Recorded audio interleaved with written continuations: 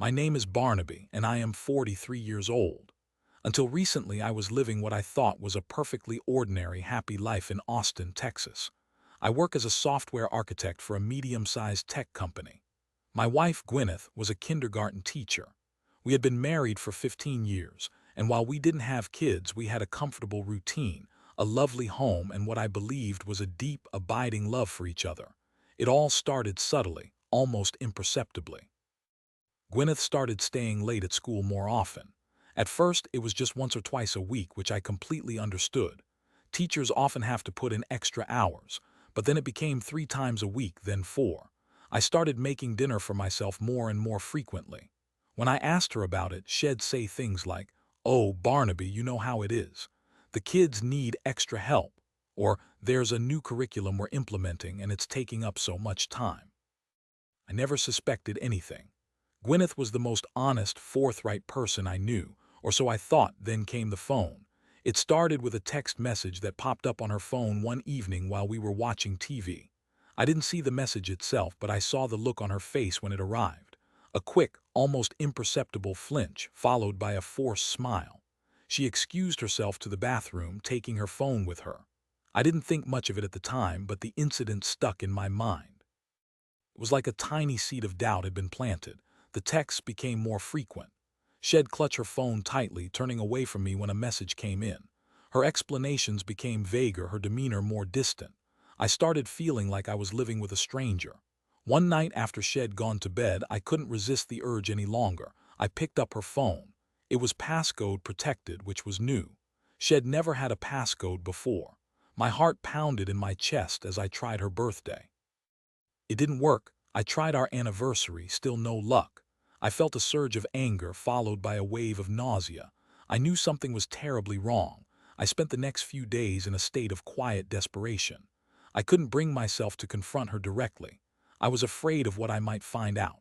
I started paying closer attention to her schedule, her habits, her every move. I noticed she was dressing differently, wearing new clothes I hadn't seen before.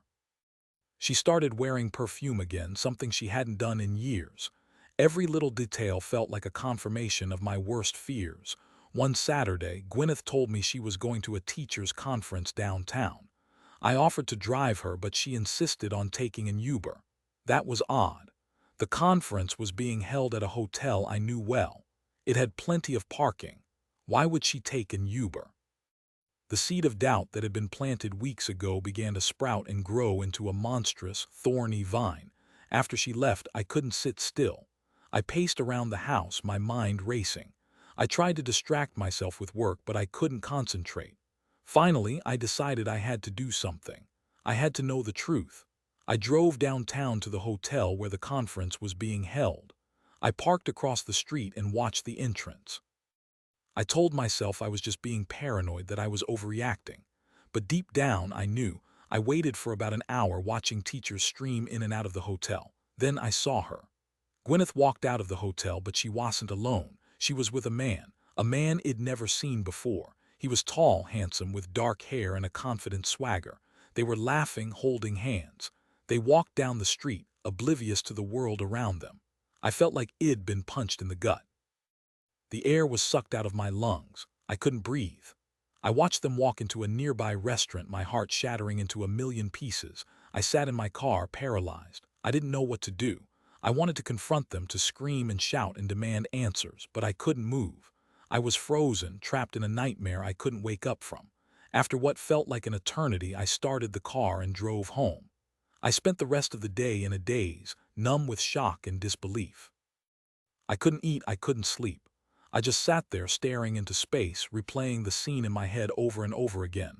When Gwyneth finally came home that evening, she acted like nothing was wrong.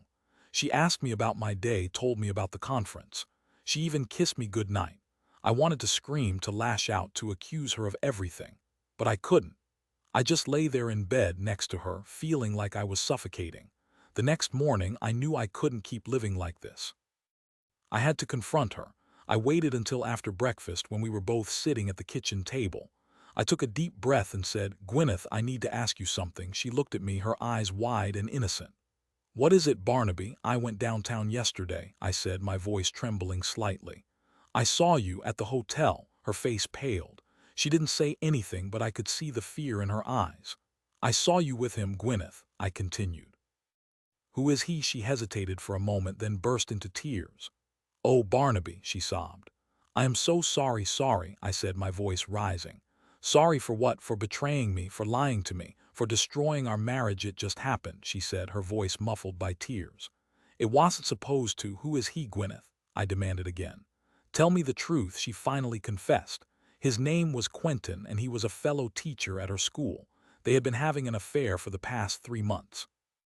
She said it started innocently enough, with late-night grading sessions and shared frustrations about work. But then it escalated. They started meeting for coffee, then for drinks. And then, well, I knew the rest. I was furious.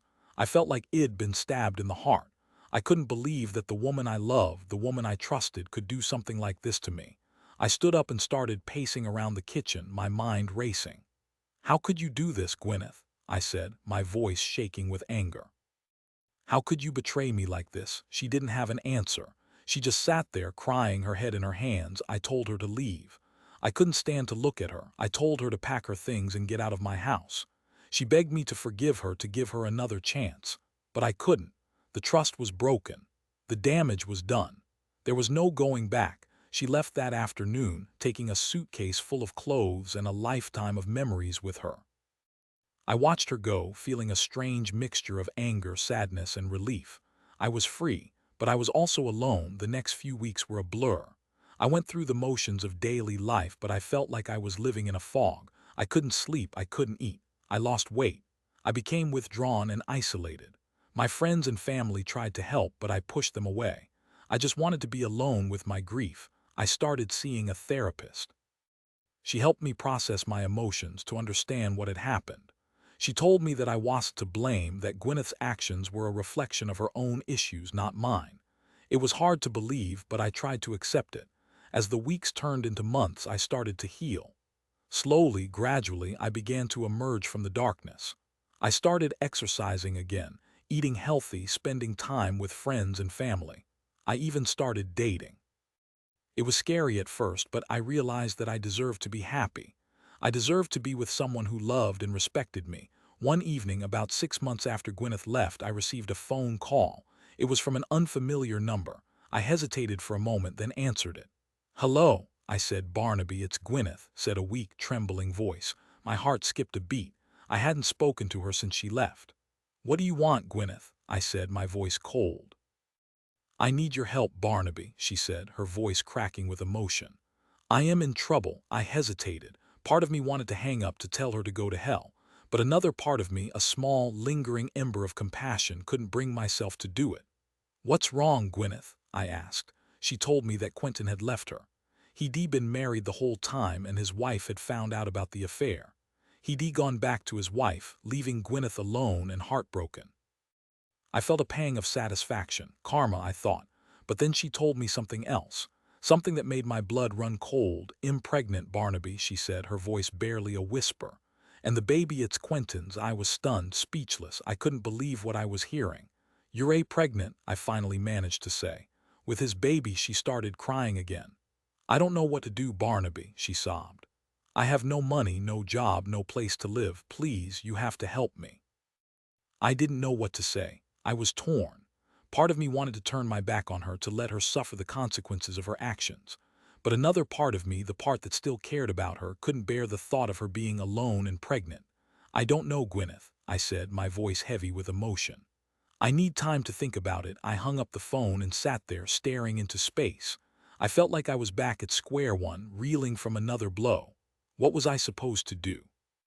Should I help her, or should I let her fend for herself? I spent the next few days wrestling with my conscience. I talked to my therapist, my friends, my family. Everyone had a different opinion. Some people said I should help her, that it was the right thing to do. Others said I should stay away from her, that she was toxic and would only bring me more pain. Finally, I made a decision. I decided to help her, not because I still loved her, but because I believed in doing the right thing. I believed that everyone deserved a second chance, even Gwyneth. I called her back and told her that I would help her. I offered to pay for her medical expenses, to help her find a place to live. I even offered to be there for her during the pregnancy, to go to doctor's appointments and help her prepare for the baby. She was overjoyed. She thanked me profusely, telling me how grateful she was for my kindness. I helped her get back on her feet. I found her an apartment, paid for her prenatal care, and even helped her set up a nursery. It wasn't easy. It was emotionally draining and financially stressful, but I knew I was doing the right thing. As the months passed, I started to see a change in Gwyneth. She became more humble, more grateful, more focused on the future.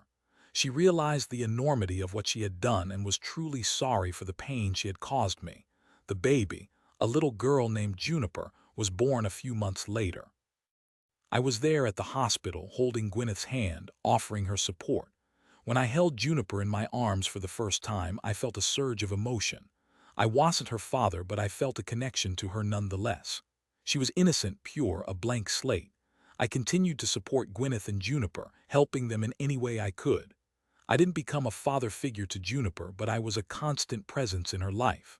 I watched her grow, learn, and thrive. And I realized that, in a strange way, Gwyneth's betrayal had led me to something beautiful. It had taught me about forgiveness, compassion, and the resilience of the human spirit. It had shown me that even in the darkest of times, there is always hope for a new beginning. Years later, I can look back on that time in my life with a sense of peace. I don't condone what Gwyneth did, but I have forgiven her.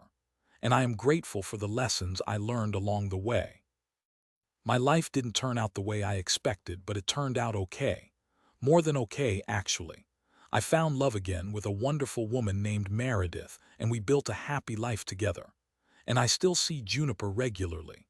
She's a bright, beautiful young woman, and I am proud to be a part of her life. I never would have chosen to go through what I went through, but I wouldn't trade the lessons I learned for anything. Betrayal can be a devastating experience, but it can also be a catalyst for growth. It can force you to confront your own vulnerabilities, to reevaluate your priorities, and to discover your own strength. And sometimes, it can even lead you to a place of unexpected peace and happiness.